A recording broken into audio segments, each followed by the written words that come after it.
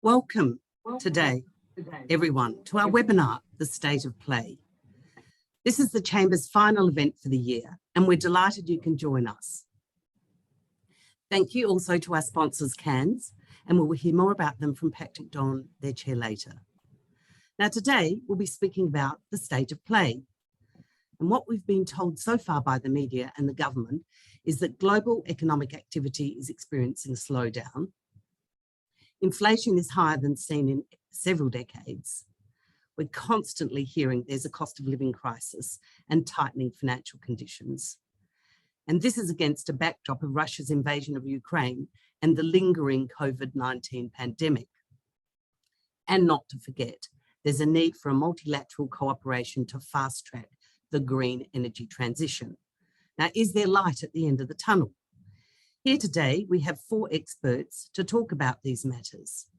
Our speakers today are the Honourable Alexander Downer AC, Chairman of Trustees at Policy Exchange, former Australian High Commissioner to the UK and former Australian Foreign Minister, Tiffany McDonald, Senior Advisor, Global Council London, Brian Martin, Head of G3 Economics ANZ Research, and Victoria Starrick-Samaline, Co-founder and Director of Strategy at the Council on Geostrategy. We're certainly looking for our audience today to ask questions, so please do put your questions in the Q&A. I'm now going to introduce our first speaker, the Honourable Alexander Downer AC, Chairman of Trustees at Policy Exchange. Mr. Downer is Executive Chair of the International School of Government at King's College London.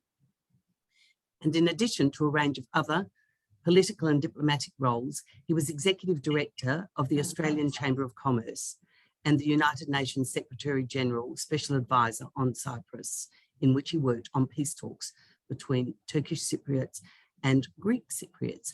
Please welcome Alexander Downer. Well, thanks very much, Jo. It's a pleasure to participate this morning in this webinar, and I appreciate the Chamber going to the trouble of putting it all together, and I hope that you'll all find it useful. I thought what I could usefully do in the 10 minutes I have is to talk about, as best I can, touch on short-term and long-term trends to try to put things into, here in the UK, into some perspective. So first of all, let's think about the short term. The inflationary pressures that you see in the UK, and of course they are seen elsewhere, are in my view very much a function not just of the Ukraine war, which I'll come back to, but a function of COVID and the consequences of dealing with COVID. So the British government, like the Australian government and like many others, decided the response to COVID, as you know, should be lockdowns and huge payments to people whose jobs were temporarily suspended through what in the UK was called the furlough scheme, all sorts of other support for businesses of one kind or another. The thing about this is whether you think the lockdowns were right or wrong, it doesn't matter, it's happened now. The bills have to be paid, and a huge amount of extra money was spent. So there is a debate about how much, but perhaps around £400 billion. And through a process of quantitative easing by the Bank of England, as similar to other central banks, this was partly funded by the process of so-called printing money. It's just that, I mean, as you can see, looking at me, I wasn't born yesterday. I remember only too well the rapid expansion in fiscal policy and money supply through the 1970s. And one of the, nothing comes for free, join the dots. I always say to people, join the dots, that it is inflationary, and that has led to substantial inflationary pressures. And then obviously the Ukraine war came on top of that. So the consequence has been a difficult political circumstance for the government in the UK, but not alone, the government in the UK to deal with. And you can see that this has led to political turmoil in the Conservative Party, the governing party. The turmoil, of course, partly started not by the issues I've been discussing, but by Boris Johnson himself as the Prime Minister breaching the COVID lockdown rules that he himself had made, and then questions about whether he told the truth about it. The Conservative Party internally, he having been dismissed, it wanted to try to get back to more traditional policy of lower taxes, high economic growth and so on. But the Liz Truss experiment failed for the very simple reason that you can't just have tax cuts and, of course, big handouts in terms of compensation for increased energy prices without having some mechanism of paying for it. And the markets obviously reacted very badly to that. I forget the figure, but one of you will know, 60 or so billion pound increase in deficit on top of the COVID spending. So yeah, I think you'll all know this, but it is incredibly important to remember how we got to the situation that we have got to. Over and above that, and I think here, you know, not wishing to be too critical of other people, but I would be critical of the British government for not doing what all good governments do, and that is go through a process of almost constant reform. All governments should be doing their best to try to reform, particularly in areas where there are societal, or and that includes economic weakness. And one of the great weaknesses of the UK has been, and a lot of you in the UK will disagree with this, but I'm not put on here to have everyone agree with me, is the National Health Service, where the response to problems in the National Health Service, which is wrestling with an aging population, very high levels of immigration, so inevitably that is going to create problems for it, pressures on it. The response is simply to spend more money on it. But so the government has not had a process of reforming, improving the productivity, and improving, if not dissolving, but improving the health service model, using ideas particularly that come from Europe and also, for that matter, Australia. So how is this all going to look going forward? I think the Ukraine war is going to descend into a frozen conflict, literally now, but it will become a stalemate, and quite a bloody stalemate. And then sometime during the course of next year, pressure will rise on both the Russians but also the Ukrainians to try to find a negotiated and peaceful solution to this. But this isn't going to come, the pressure will come next year, but I think this is going to take a very long time. A lot of lives have been lost in this conflict, so it's going to be very, very difficult to do. The government here, in terms of economic policy, has a plan which it has outlined in its financial statement a few weeks ago. They will come under increasing pressure from their own internal processes, particularly from their MPs and from party members in the country at large, to do something about easing the tax burden and trying to accelerate growth in this country. At the moment, their only strategy for growth is immigration, and that is going to be increasingly unpopular if they maintain very high levels of immigration. And of course, an issue that I myself have worked on, the small boats issue, is going to be still difficult to resolve, but one they're going to have to resolve. They're going to have to politically resolve that issue. And I'm happy to answer questions about how they could do that.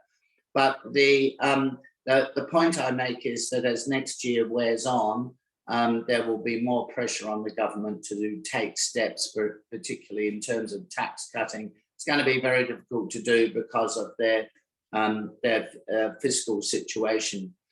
So people say the Conservative Party is doomed. They're going to lose the next election because of all of these issues. I think that is more likely than not.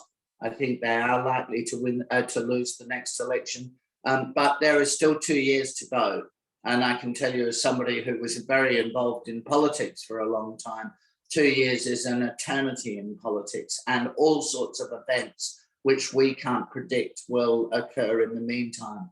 So that brings me to the last offering that I'd make, which is what is happening underlying all of this in the medium term. So in addition to what I've said, there are some very important trends that I think we all need to think about. One of them is well known, and that is the rise of China. So I think China's going to, for a variety of reasons, flatline somewhat.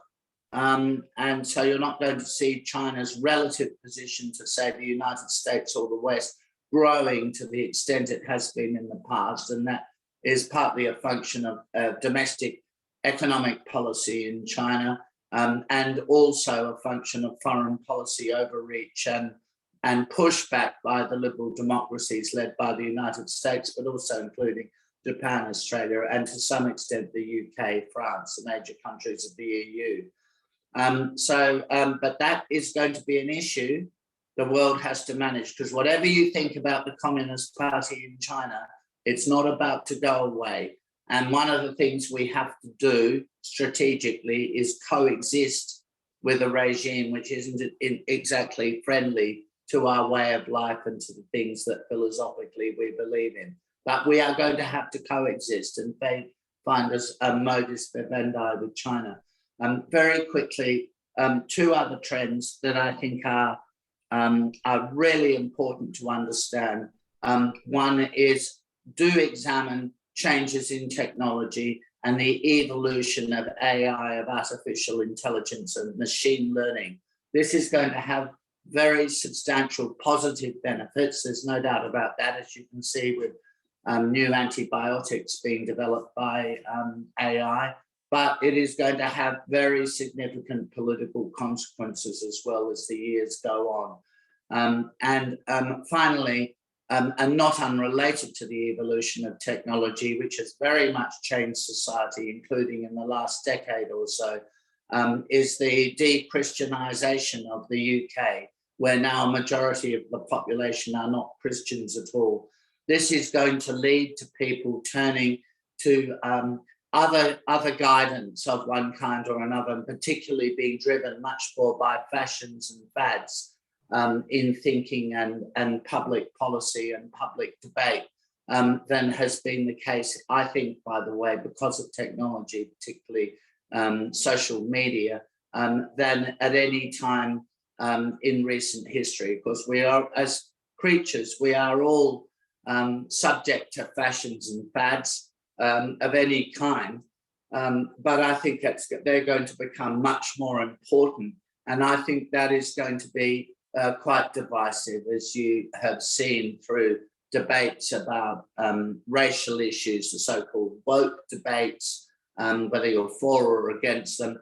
I think, if anything, these are going to become more acerbic and more divisive as society loses. I mean, whatever you think about Christianity, it has been the anchor of society, and as it becomes untethered from its anchor, society is going to become more fractious and more difficult. So I think it's fine. The Ukraine war will peter out eventually. The British government will gradually get control of its fiscal situation.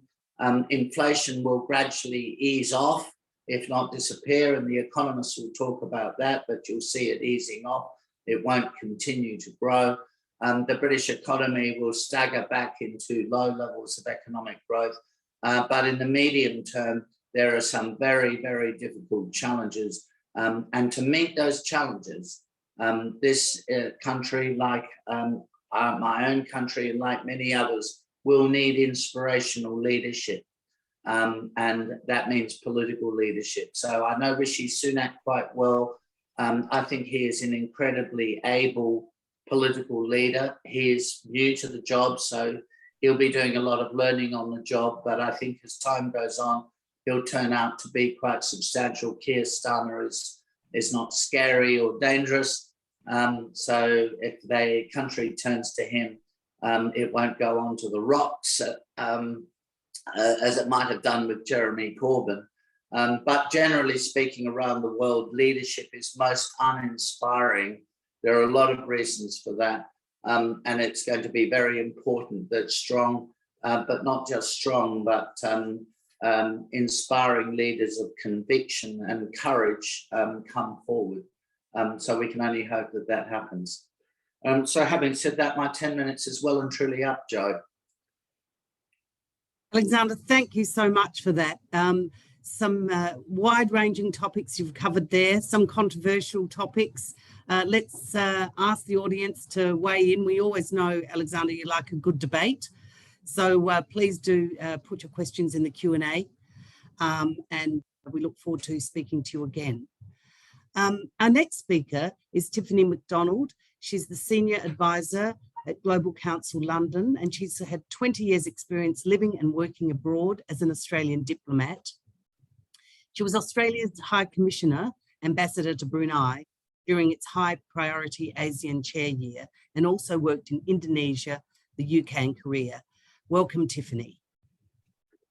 Well, thank you, Joe, and thank you for that introduction, and what a pleasure it is to be joining you all today. I do have some slides that I'm hoping will come up for the audience to look at as I speak. And before I start, I just wanted to reiterate that while I've had an extensive career as an Australian diplomat, the views I'll express today are entirely my own. As a senior advisor with Global Council's trade and manufacturing practice, I spend a great amount of time looking at the global trade and investment dynamics and the risks and opportunities that this presents. So today I'm going to zoom out a bit and look at how global dynamics are impacting on the state of play around the free trade agenda. Before I do, Joe, can I just, next slide, thank you. So it's an understatement to say these are challenging times. The COVID, the war in the Ukraine, disruptions to food and energy supplies, rising cost of living, impacts of climate change, these are all putting pressure on domestic economies. At the same time, we're seeing increasing pressure between major economies, and these dynamics are putting significant pressure on politicians and leaders to make difficult decisions. While unemployment is low, and the real wages are falling and living standards are eroding, as we can see in this first graph here, we're also seeing unemployment rates low now, but predicted to rise. This is an extremely challenging set of issues for decision makers. In this context, free traders would say the solution is to trade more, to get more trade moving by decreasing barriers, bringing down tariffs, stimulating markets, improving flows of goods and services to benefit the consumer. Next slide, please. However, this is not the case. The OECD's economic outlook says that pursuing protectionist policies would significantly damage the global economy.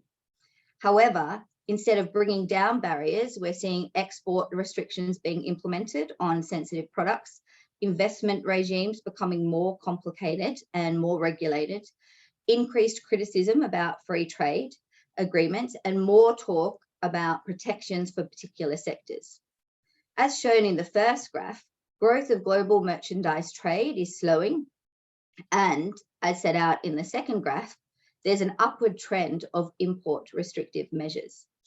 This trend started before COVID, but disruptions to supply chains due to COVID have understandably given rise to questions about the just-in-time supply chain model. We're now seeing an increased discussion around friendshoring, reshoring, nearshoring, and likewise security concerns, while a reasonable basis to provide some disruptions to trade, are increasing uncertainty about what might or might not be captured by new rules or regulations, And this I can see is causing concern in the markets. The challenge with all of this is that free trade has been a significant contributor to lifting living standards. According to the US government, trade opening since 1945 has boosted US annual incomes by $9,000 per household.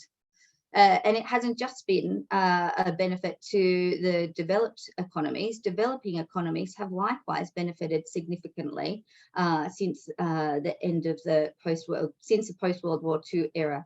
And free trade has been a major part of this growth story. In turn, free trade has been the ballast that has knitted economies together and hence countries more closely together.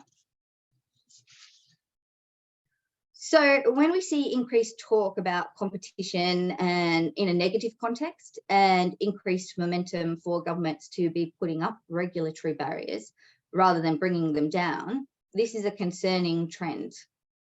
But that said, there's glimmers of hope in the free trade agenda. We saw the World Trade Organization ministerial meeting in June, MC12, deliver a suite of packages, including around some liberalisation on food security and fisheries.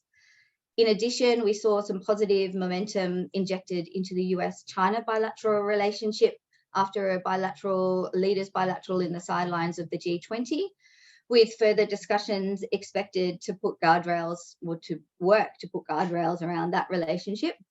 For the first time since 2018, APEC ministers met and were able to agree a joint leaders statement, despite the broad church of membership in that grouping, including China and the US. The positive I take from this is that there is a renewed investment in the importance of the collective response for global challenges. The opportunity is obviously there for economies, including the UK, to take the lead in renewing calls for efforts for more free trade, more openness, more focus on market economy levers. This makes sense economically, but it also makes sense strategically. This is because the free trade framework provides a pathway for countries to take legitimate action against each other's trade practices, as set out in the first graph here. It's also about building the trust between economies and evening the playing field. So in turn, this provides countries with an opportunity to work together to address global challenges that transcend national boundaries, whether it be global health, climate change, or the benefits that can come from technology to enhance trade. So all of these challenges have a connection back to trade.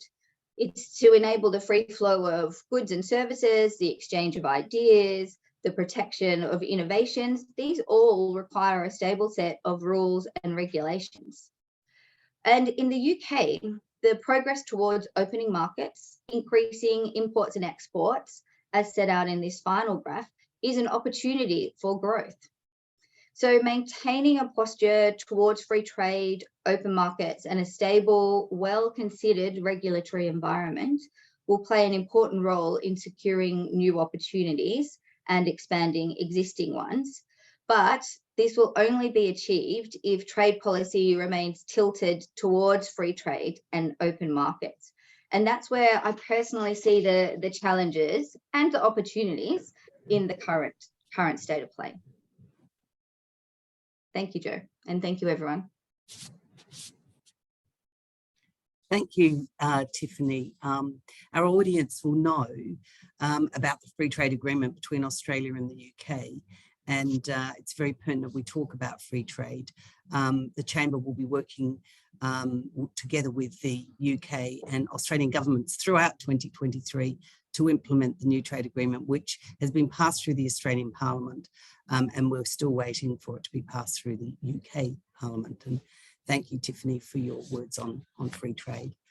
Our next speaker is Brian Martin. He's ANZ's head of G3 Economic Research based in London, and he's responsible for formulating ANZ's economic outlook and strategy for the US, Europe, and Japan Pacific.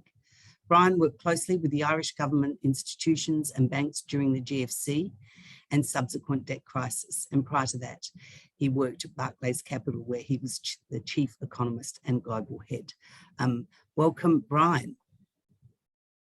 Good morning, everybody, and thank you very much for inviting me to join in this webinar, which I've got to say is throwing out lots of various different ideas and views as to how not just economies, but also society and geopolitics will evolve as we go into 2023 and beyond. From an economic perspective, there's no doubt that the world is facing very challenging times. We heard from Alexander about the Chinese economy flatlining and moving sideways, and that's going to have a significant impact on economic growth, indeed, if that proves to be the case. And I've got to say, I think we're pretty much in line with that view. China is not going to be the savior of economic growth as it was in the past, particularly post-GFC, when it undertook a very large and sizable fiscal expansion. Its economic metrics are changing, and they're changing for very significant reasons, largely because the economy is now facing aging demographics. People's preferences in terms of consumption are changing, moving more from an industrial to a service-based economy. And that in and of itself, coupled with the views for wealth redistribution held by President Xi, the preference to onshore an awful lot of stuff that China imported in the past, etc., are all meaning that the multiplier effect of Chinese economic growth through the world economy are going to moderate as we go forward. And that is definitely therefore, particularly in the aftermath of the pandemic, leading to a preference for onshoring, friendshoring, nearshoring, etc., as people try to shore up the stability of their business cycles. But I think importantly, and something that's really hit the agenda in the last couple of years, is economic security. Geopolitics are a major concern. The pandemic really brought home, as we've heard about, the just-in-time supply chains, and really the efficacy of those, if indeed we do experience regime, albeit temporary, as indeed was the case during COVID. So where does that leave us all? Well, I would agree with Alexander. I think in the very short term, the inflation problems that we are facing at the moment, and not just in the UK, but globally, do relate back to the very large fiscal expansions that were undertaken by all governments, undertaken in the United States very, very aggressively, undertaken here in Europe very aggressively, probably less visibly because of the automatic stabilizers we have in the economy here, but nonetheless very, very large. And indeed, similarly in Australia, New Zealand, all advanced economies, and to a lesser extent in emerging markets, we did see governments move to support citizens who were temporarily laid off, and that led to a very large income support scheme, meaning that despite the severity of the lockdowns that we had and the impact they had on activity, actual economic growth only fell very temporarily and rebounded very fast in most economies. In fact, by the end of 2020 and the end of the first quarter in 2021, most economies had recovered to pre-pandemic levels of GDP and went on to experience very, very fast economic activity. The problem is that when you had that fiscal support underpinned by what turned out to be a very rapid recovery in labour markets, the level of demand in economies way outstripped the level of available supply, and that led to too much money, in many ways chasing too few goods, to go back to that very, very simple lesson in economics. And it's resulted in inflation, the highest levels of inflation in over 40 years. Central banks have had to respond very rapidly by raising interest rates. They've taken rates up by close to 400 basis points in the United States. In Europe, interest rates are rising by 200 basis points, will rise further. And in the UK, we've seen the Bank of England a bit slower than other central banks, but also raising banks now, raising interest rates quite aggressively, and we think further rate rises are in the pipeline. And I think for a lot of economies, what this means is that the habit of borrowing money at very low interest rates, whether it was by households or by businesses, is now over. And that you're going to be looking at a much higher funding structure economically going forward. And that is going to raise some challenges, particularly if economic growth is slowing. I think it means that the outlook for corporate profit growth is going to be slower than it has been in the past. I think it means that interest rates are going to be higher than they have been in the past. And the whole asset allocation equation that people have worked under the last decade is changing. And I think the willy-nilly buy equities because they had an upward momentum and could produce capital gains without really sort of digging into the solidity of balance sheets. And where we're going is going to put at the margin a number of companies under the spotlight. And I think we face quite challenging times in terms of the composition of the business sector going forward. But it's not just in the business sector, it's in the public sector as well, where there are a lot of issues. And not just here in the UK, everywhere else. Every country now has to examine what its fiscal path is, what the sustainability of its debt projections are, and what the tax and spending mix are going to be going forward. And we do know, following the ill-fated Truss administration, that the UK is very much under the spotlight in the short term with respect to that. And the new government, as Alexander has mentioned, has come in and very credibly restored confidence in fiscal management here in the UK, but it's not without costs. Taxes are going up, spending is going to be cut. And that means that economic growth is going to be slower, and not just slower on a cyclical basis, but also on a structural basis, because as economies slow down, typically you'll see a number of firms go to the wall, productivity growth tends to slow, and then that feeds into a lower potential level of economic growth going forward, especially at a time when the baby boom generation is beginning to roll off and retire. And we're seeing a large preference everywhere, really, for early retirement in the 55 plus cohort. So I think economic growth is going to be quite challenging going forward. And that's not to say the problems can't be solved, but I do think that we are going to need to adopt some more positive and creative thinking as to how economies can evolve and grow going forward, so that the level of employment and the levels of services that are going to be required by aging demographics can be provided. And this is where I take some issue with the current economic policy in the UK. The UK has undertaken very large levels of quantitative easing over the past 15 years, really, since around the time of the GFC. And what happened is that the previous administration under David Cameron and George Osborne as Chancellor agreed with the Bank of England that they could undertake quantitative easing, that the Bank of England would transfer any profits and dividends they got from those bond holdings to the UK Treasury to help support its workings. But in return, that the Treasury would give an indemnity to the Bank of England that had ever experienced losses on these QE bond purchases, that the Treasury would make those losses good. Now, from what I can see, there's only two central banks in the world that operate under this indemnity, and that's the Bank of England and the Reserve Bank of New Zealand. The reality is that I think it's unnecessary. And when you look at the public sector accounts here in the UK at present, there is a loss of about 320 billion on QE holdings. And that loss is the difference between what the Bank of England paid for gilts versus what their nominal or par value is. And that accounts for about 320 billion pounds, so about 13.5% of GDP. The Treasury, which is enormous bond holding, it's trillions, the ECB and it's trillions.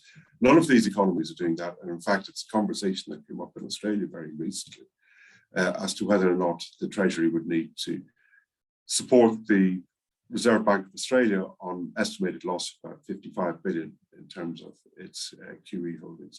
And the RBA said, no, you don't need to do that. We can make this good over time. And we operate under very different structures anyway than a normal corporate structure would do. We're not going to go bust, and indeed central banks don't go bust because they can typically print as much money as they need to. So I think a quick solution for the government here would be to look at this indemnity, get rid of it, because those central banks don't have it, and I don't think it would make any difference in terms of investors' perception of fiscal credibility. Free up an awful lot of fiscal space so that the underlying economy can benefit from Brexit that it voted for. And by I mean that, I'm not making a value judgment as to whether or not I think Brexit is a good or a bad thing, but it's the situation that we're in. And really look at the industrial structure, what investment is required, what tax rates are required, what investment in skills shortages, what our immigration policy is to really set economic growth on a positive and dynamic footing going forward. And I think for me, that's the really big question that the economy needs to answer, because yes, the UK gets a lot of bad press at the moment, recession, high inflation, falling living standards, but that's universal. That's not just here in the UK. So I think it's, not fair just to single out the UK in that. It's a problem that's happening in America. It's a problem that's happening in Australia. It's a problem that's happening in New Zealand. It's a problem that's happening right across Europe. And inflation will come back in line. I've no doubt about that. There's some very positive events happening on that front. In fact, goods inflation is non-existent at the moment. But services do have an issue, and that's going to take time to resolve. And I think that will occur over the next 18 to 24 months before we can get back to trend inflation. But I think target inflation is where we will get to in time. So I'm not a believer that all the negativity that we have today is going to persist indefinitely. I actually think that over time things can resolve themselves, but I do think it's going to require, particularly here in the UK, some agile economic thinking as to where can we create the space for the economy to go to. And I think tackling that indemnity of the Bank of England is one of the key factors that needs to be done in coming years in order to put the UK onto a sustainable and fast growing economy, where it can benefit from trade deals like the trade deal that we've had with Australia signed in the past year. Thank you very much. Thank you, Brian. And Brian, I don't know whether I discussed with you, but I also worked with ANZ Bank. And I remember the time when interest rates were 18%. So we hope they don't come back to those levels again. And I'm sure a number of the audience will like to ask you some questions about some of your innovative ideas for restructuring the economy. Our next guest is Victoria Starrick-Samaline.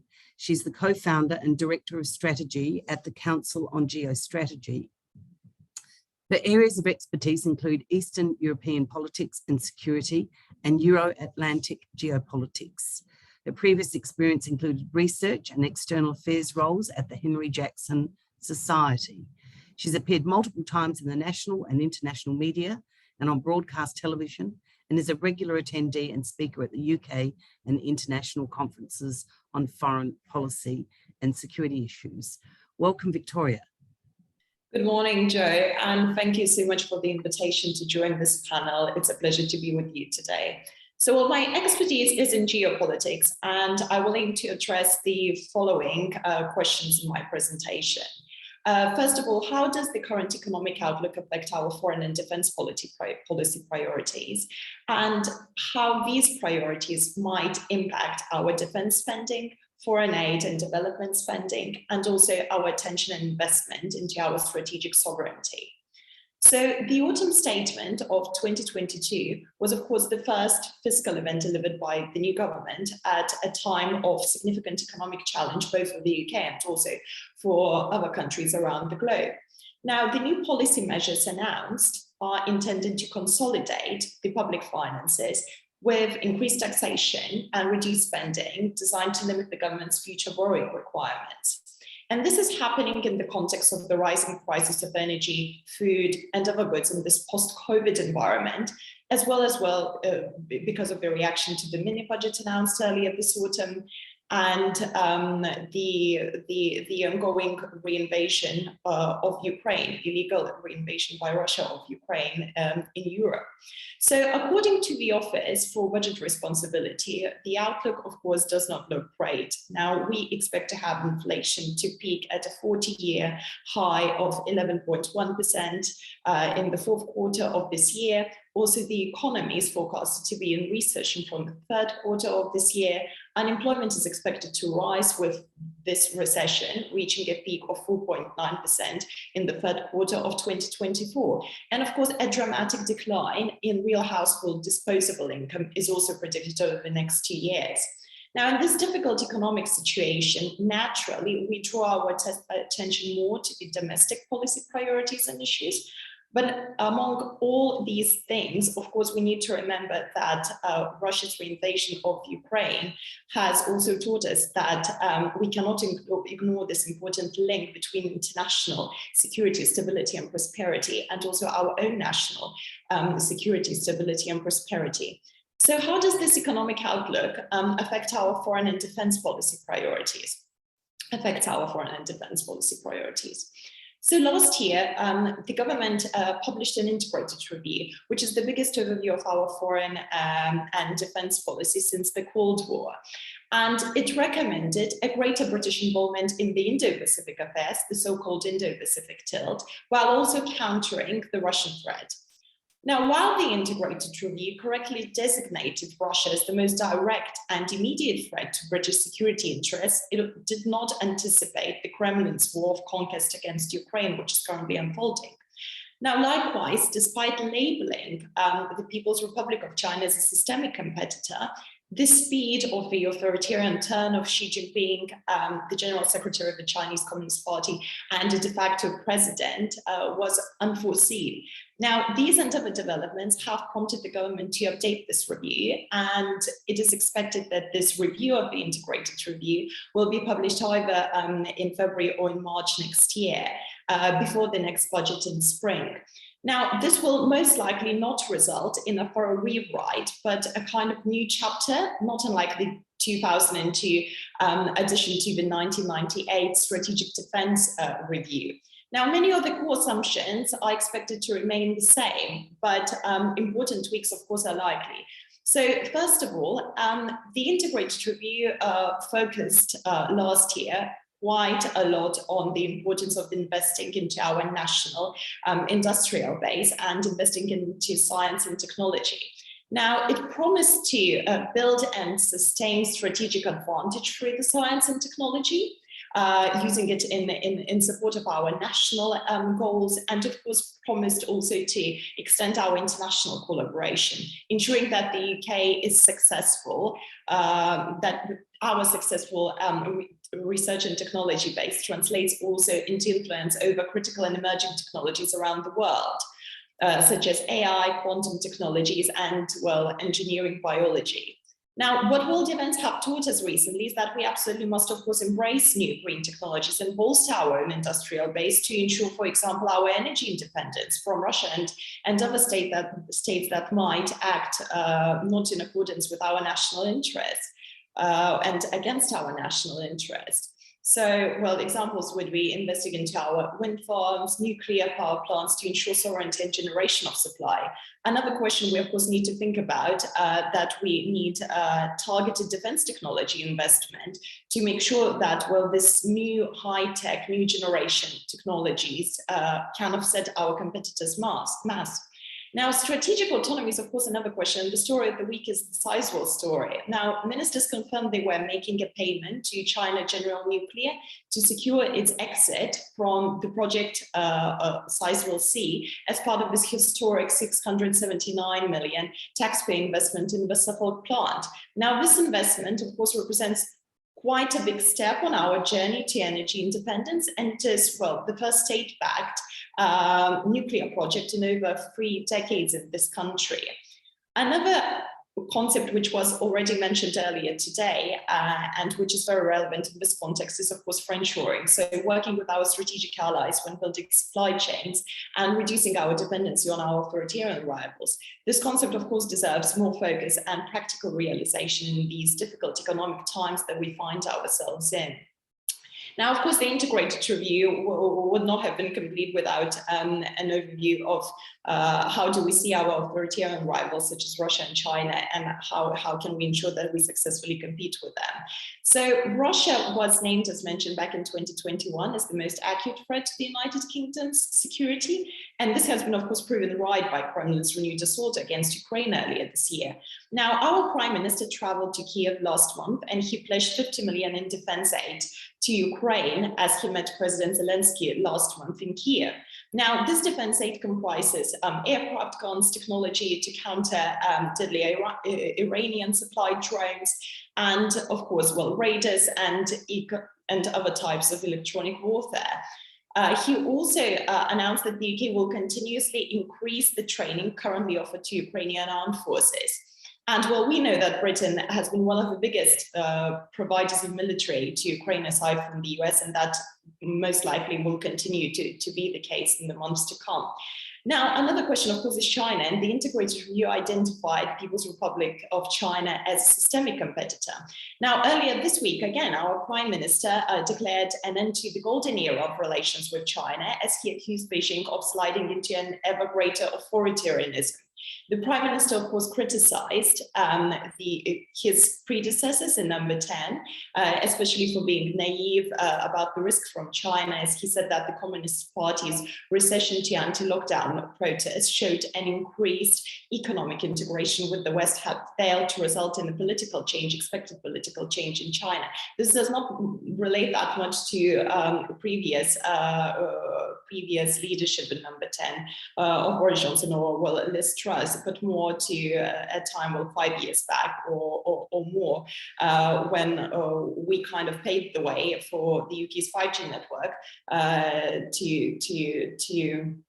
to allow Huawei to enter this market, or well, of course, Sizewell C power station is another example. So by upgrading China to a systemic challenge rather than still naming it, well, keeping that term of systemic competitor, the Prime Minister acknowledges that People's Republic of China is no longer just a mere competitor, which plays by the rules, but is rather an opponent that is prepared to do whatever it takes to get its way and to push its own agenda. So the systemic challenge is actually, in my view, a far greater long-term concern than a threat, as it currently is. Well, it frames China as a far greater long-term concern than a threat. Now, new plurilateral arrangements, of course, is something else that I would like to touch on, especially today, this morning here. So Britain being an aligning power and also playing an important role in strengthening our relationship with our key allies and partners. So I think we can't find a better example than AUKUS when we talk about this. And last year, our former National Security Advisor, Sir Stephen Lovegrove, said right after this deal was signed that there's no better example of Britain's new approach in action than AUKUS, the new plurilateral alliance with Australia and the United States, through which our three countries collaborate on a range of defense technologies, including cyber and AI. Now, AUKUS is the focus now, of course, and the questions are, how do we operationalize? How do we ensure that it is successful geostrategic and scientific agreement that will last decades and that will strengthen our and security and that of our key allies and partners, both in the Euro-Atlantic and also in the Indo-Pacific?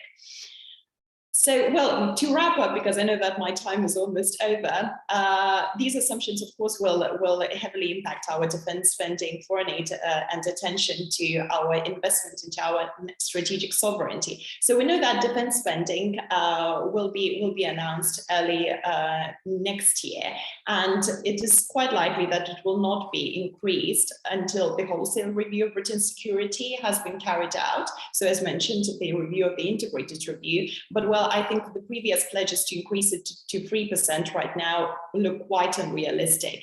And well, one of the options that, of course, our Chancellor might have is to make sure that, well, this promise to increase the spending by 2030 is backloaded to the latter end of the decade, which, of course, will lead then to questions about how realistic it actually really is. Now, foreign aid, we know it's 0.5, and that will remain the case in the years to come. And of course, well, science and technology, as mentioned, well, kind of a linchpin of the integrated review before last year.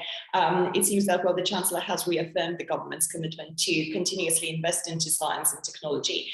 And, well, even in this difficult economic situation that we currently find ourselves in, and increasing it to 2.4% from the previous levels.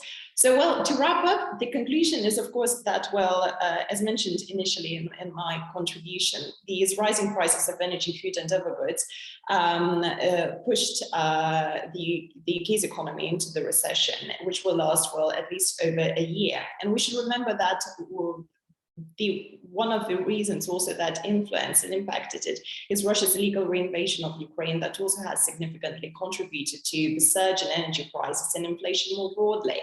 So we need to think about the world in which we could find ourselves in if such conflicts would spread more widely. So think about simultaneous conflicts in the Euro-Atlantic and also in the Indo-Pacific, or a conflict on a larger scale than we currently have in the Euro-Atlantic. So our security, our stability, and our prosperity at home really depends on the security, stability, and prosperity overseas. And that's why it's paramount not to overlook this link and to retain our strong focus and investment into securing our defense, foreign policy, and strategic sovereignty priorities. Thank you. Thank you, Victoria, and I welcome our panelists back on the screen today to take some questions we have. We've covered politics, trade, economics, international security and stability and defence. It's a wide-ranging topic. So if our speakers can, our panelists can come back on screen. We have our first question from the floor, and it's one for Alexander. Alexander, you mentioned strong leaders are needed, and how does Vladimir Zelensky stack up in terms of strong leaders globally, in your opinion? Well, he's courageous in that his government has done an extraordinary job in fending off militarily the Russians, and so he's united the country. I mean, I'd have to say, not to be critical of him, because he's done a wonderful job in doing that. But he's a one-trick pony, isn't he? I mean, he has to defend his country from a ruthless invader. He has huge support from the Americans, the British, and others, Germans, French, and so on, Poles. So that's been, he's done that incredibly well. It's a very different thing from leading a country in peacetime, if you like. So in his case, he shows conviction on the issue that he's dealing with. The problem with other parts of particularly the Western world is that too many of the leaders are just managerialist. They're not people, they're just sort of managing issues day by day. They're not like sort of the Adenauers, the de Gaulles, the Churchills, the Lee Kuan Yews, people who thought through broad strategy and articulated a broad strategy and persuaded people to go with them. What they're doing instead is managing issues and doing constant opinion polling and tacking like a yacht as public opinion is buffeted hither and thither, particularly by social media. So Zelensky comes out really well, but he does have only one issue to address, and that is kind of an important issue. It's an existential issue, the survival of his country, and he's done that well. But how he would do if he had to manage other issues, that's a little unknown. Thank you, Alexander. One for Brian. I mean, did you predict the outcome of the pandemic and the economic response? Was it something that was predictable? I didn't predict the pandemic in and of itself. You know, that came, no. The outcome. left, the of outcome course, of so I it. can't do that. Yeah. No, I think had a pretty good handle actually on what the economic response needed was going to be, and the inflationary consequences of it. And there are a few reasons for that. There's a pretty standard playbook, you know, not that we've been through pandemics, but how do you respond to exogenous shocks that affect the supply side of the economy, that affect the labour market, that affect consumption. And they were rolled out universally by the UK, by Europe, by the States. And really what it was just intervention in it. And the way we sort of looked at how much is it going to cost, what is it going to do? My thought was when you look at GDP in an economy, that's the value added that's created in money in any one year by all the various different industry sectors. So I looked at that and I said, well, there's basically, 52 weeks in a year. So if you divide GDP, which is 100% by 50, arguably every week that the economy is shut down, was shut down completely, the economy would be losing 2% of GDP. If it's shut down by 50%, it would be losing 1% of GDP. And then I just used that as a rule of thumb and overlaid it with what sectors were being shut down. Like construction was open, that didn't need so much intervention, but restaurants were shut. And what would the government have to spend? And come up with absolutely enormous numbers. And then the inflation problem was an issue. And the inflation problem was an issue, not that I could foretell exactly how much it was going to rise, but I think it was pretty clear to me that when you looked at money supply, it had just exploded. So in the United States, you had a effective 40% increase in the broad money supply. When you think the Fed has been in existence since 1913, to get a 40% increase in the money supply in about 6 to 9 months is absolutely enormous. And there was your inflation problem, essentially. And I needed to work through that. The only way to get real money balances back in line with the economy, if you go back to your basic economic classical theory, is that inflation needs to rise. And that's exactly what we found. So this is following, for me, a very clear playbook. The big risk for me is now, as I mentioned in my speech, or my contribution, that we are seeing, some very encouraging signs that inflation is coming off. It's not evident in the goods market now. That's come right back down again. And when you look at shelter costs or housing costs, they are beginning to show signs of falling, and they tend to work with a lead of about 9 months on, shelter costs within the CPI baskets that we look at globally. So I'm quite confident that that will come down in the second half of next year. What I'm not so confident about, and what I think is very different in this time, is that labour market is staying very, very strong despite the huge economic challenges we're facing. I think they're inelastic. I think the structural reasons for that, and I wonder, could we be getting into a wage price spiral? And that's something I'll be watching very, very closely in the next couple of months and quarters. Thanks, Brian. Well, I'm sorry, we've run out of time. We did have lots of questions, but we'll have to save them for another webinar, and I'm sure we can have a similar one in the new year. Just before I introduce Patrick Dohan, who's the chair of CANS, I just want to wish everybody the best season's greetings from the Chamber and from all of us here. And we look forward to your involvement and your support in 2023. I'll hand over now to Patrick. He's the UK Chair of the Chartered Accountants of Australia and New Zealand. Thank you for sponsoring this session today. And he's a Senior Fund Controller at Artmont Asset Management, a hedge fund with approximately 20 billion of assets under management, specialising in European private debt. Thank you, Patrick. Hi all, thank you for that wonderful introduction. And I just want to thank as sponsors, what a wonderful think tank and panel today that we've had. So just want to use this 2-minute slot just to highlight the Chartered Accountants Australia and New Zealand and why we're in the UK. So we've got 130,000 members worldwide. The program is growing by 10% year on year. And we've got over 4,000 members here in the UK, many of whom who are CFOs, senior finance members or board members at some of the largest UK and multinational institutions. Obviously, there's been conversation today about the free trade agreement. The Chartered Accountants plus lawyers have had a big say in trying to push immigration and better employment laws for highly skilled professionals moving across both ways. So hopefully that gets pushed through with the free trade agreement between Australia and the New Zealand side. Another thing that the Chartered Accountants have been looking at recently as trusted finance professionals is we've been actively engaged in the dialogue around sustainability. and the importance of where the accounting profession sits in that piece.